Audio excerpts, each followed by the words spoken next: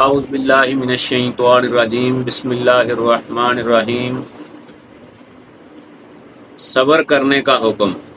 اے ایمان والو صبر کرو اور دشمن کے مقابلے میں قدم مضبوط رکھو اور دشمن کے مقابلے کے لیے مستعد رہو اور اللہ تعالیٰ سے ڈرتے رہو تاکہ تم پورے کامیاب ہو۔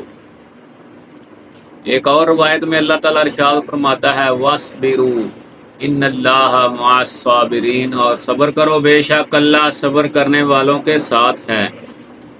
صبر کے ذریعے سے دعا مانگو۔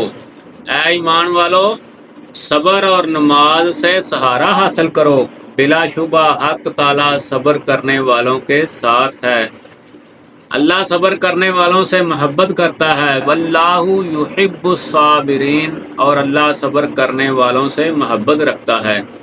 صابرین کے لیے بشارت ہے اور صبر کرنے والوں کو بشارت دو ان لوگوں کو کہ جب انہیں مصیبت پہنچتی ہے تو کہتے ہیں کہ ہم اللہ ہی کے لیے ہیں اور اسی کی طرف لوٹ کر جانے والے ہیں۔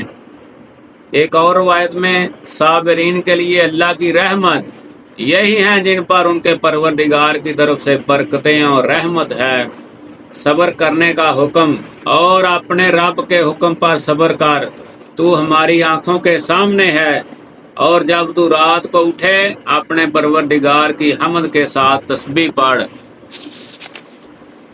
صابرین کو اجر، بے شک صبر کرنے والوں کو بے حساب ثواب دیا جائے گا۔ صابرین ہدایت پر ہیں اور یہی ہدایت پر ہیں۔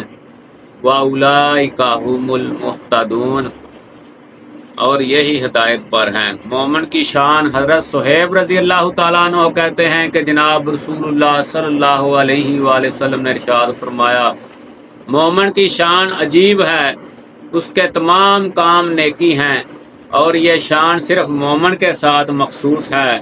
اگر اس کو خوشی حاصل ہو، یعنی فراخی، کشادگی اور خوشحالی، اللہ کا شکر کرے، بس یہ شکر اس کے لیے نیکی ہے، اور جب کوئی مصیبت پہنچے تو صبر کرے، اور یہ صبر بھی اس کے لیے نیکی ہے۔